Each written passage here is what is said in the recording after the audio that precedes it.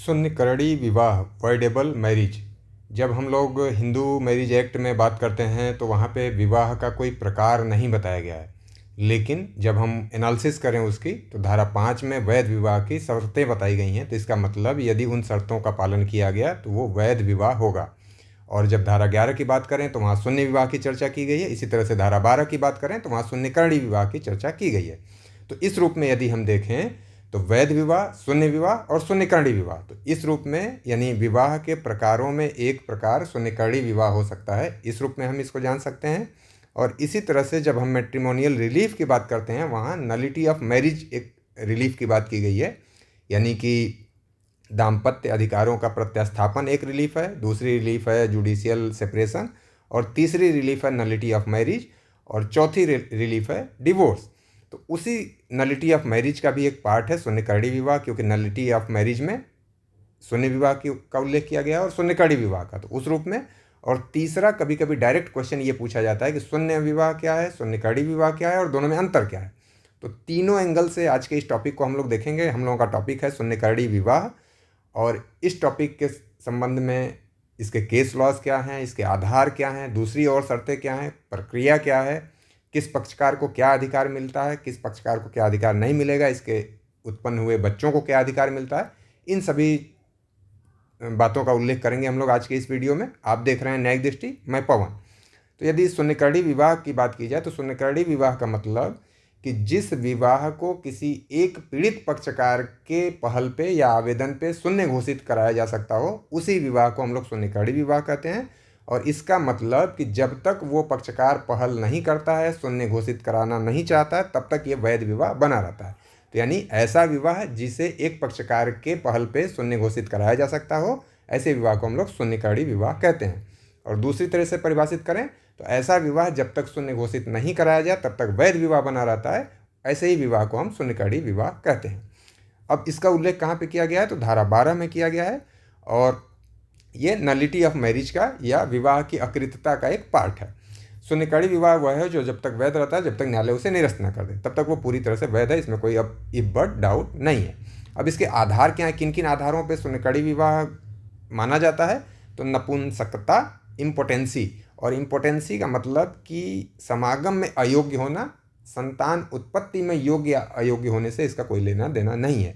अब ये चाहे अयोग्यता मानसिक तौर पे हो या शारीरिक तौर पे, दोनों यहाँ पे अयोग्यता को कंसीडर किया जाता है और इसके आधार पे विवाह शून्यकरणी हो जाएगा।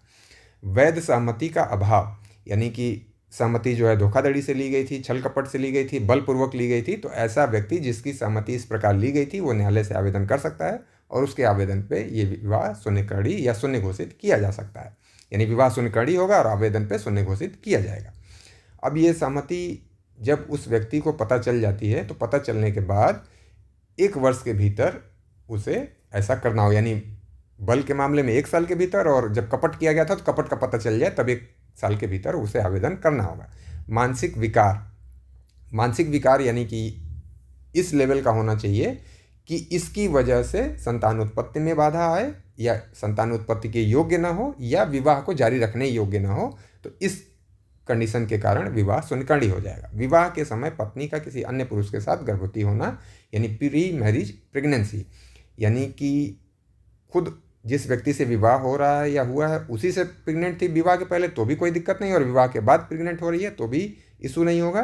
केवल और केवल विवाह के पहले की प्रेगनेंसी होनी चाहिए और किसी अन्य व्यक्ति से प्रेग्नेंट होनी चाहिए, तब ये कंसीडर किया जाएगा। बाल विवाह, यानी कि धारा 12 की बात करें तो धारा 12 में बाल विवाह नाम का कोई आधार नहीं बताया गया, लेकिन जब हम चाइल्ड मैरिज एक्ट की धारा 3 की उपधारा 3 पढ़ते हैं तो वहाँ पे बताया गया है कि यदि किसी व्यक्ति का विवाह यानी किसी बच्चे का विवाह जिसकी आयु 18 वर्ष से कम है, उसका विवाह 18 वर्ष के पहले कर दिया जाता है तो वो अपने विवाह को शून्य घोषित करा सकता है। तो यानी वो बात अगर हम यहाँ से जोड़ करके पढ़ें तो निश्चित रूप से ये भी शून्यकरणी विवाह का आधार हो।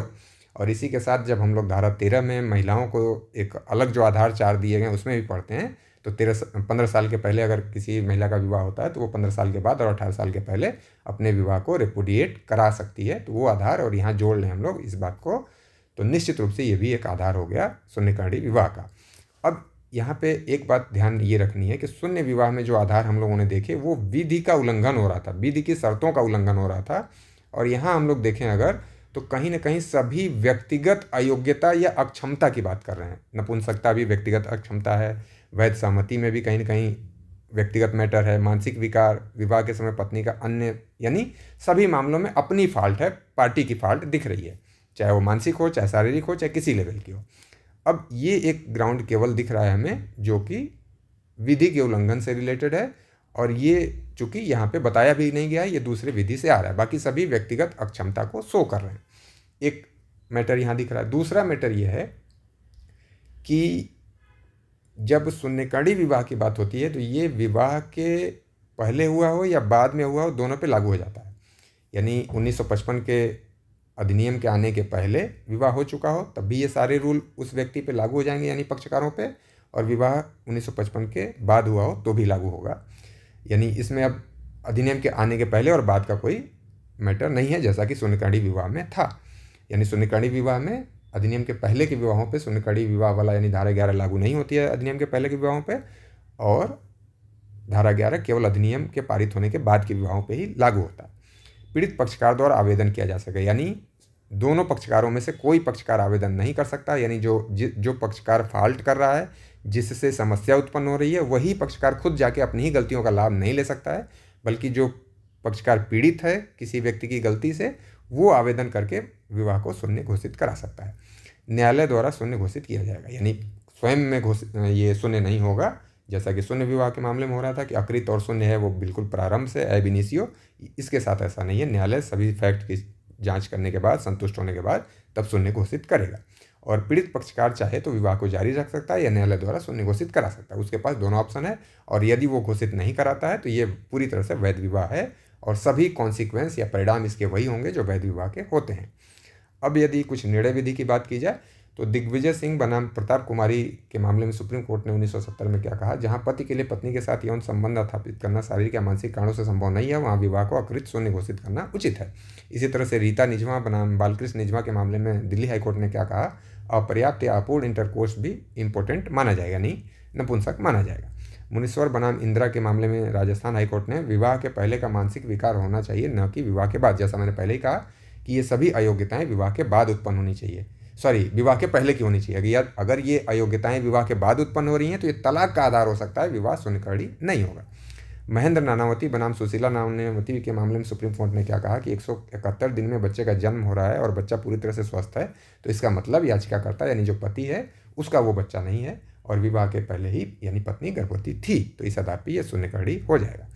एकुट बनाम एकुट के मामले में कलकत्ता हाईकोर्ट ने क्या कहा कि मुस्लिम युवक द्वारा अपने आप को ईसाई बताकर ईसाई महिला से विवाह करना कपट है और विवाह को शून्य घोषित किया जा सकता है। लेकिन एक दूसरे मामले में जाति को छिपाने को यानी शून्यकर्णी का आधार नहीं माना गया, और इसी तरह से गोत्र छिपा रहा है कोई व्यक्ति तो इनको छोटी मोटी त्रुटियां माना गया, और इसके आधार पर ही केवल विवाह को शून्यकर्णी नहीं माना जाएगा। अब बच्चों की वैधता की बात की जाए तो शून्य विवाह और शून्यकर्णी दोनों विवाह के जो बच्चे होंगे वो पूरी तरह से वैध होंगे, और धारा 16 के अनुसार वो अपने माता पिता की संपत्ति भी इनहेरिट करेंगे, केवल बाहरी व्यक्तियों की संपत्ति इनहेरिट नहीं करेंगे। रेवन्ना सिद्धप्पा बनाम मल्लिकार्जुन 2023 के मामले में सुप्रीम कोर्ट ने भी यही बात दोहराई कि शून्य विवाह से बच्चे अपने माता पिता की पैतृक तथा स्वर्जित दोनों संपत्ति को प्राप्त करने के हकदार होगा, किंतु अपने दूसरे पूर्वजों की संपत्ति वो प्राप्त नहीं करेगा। और यदि आप दूसरा वीडियो देखना चाहते हैं, विवाह की आवश्यक शर्तें या शून्य विवाह या फिर शून्य और शून्यकर्णी विवाह में अंतर या तलाक, तो इसके डिस्क्रिप्शन में आप जा कर के लिंक से वो सभी वीडियो देख सकते हैं। और ये वीडियो पसंद आया तो आप चैनल को सब्सक्राइब कर लें, लाइक करें, शेयर करें, और आपका कोई कमेंट हो तो निश्चित रूप से साझा करें हमारे साथ। धन्यवाद।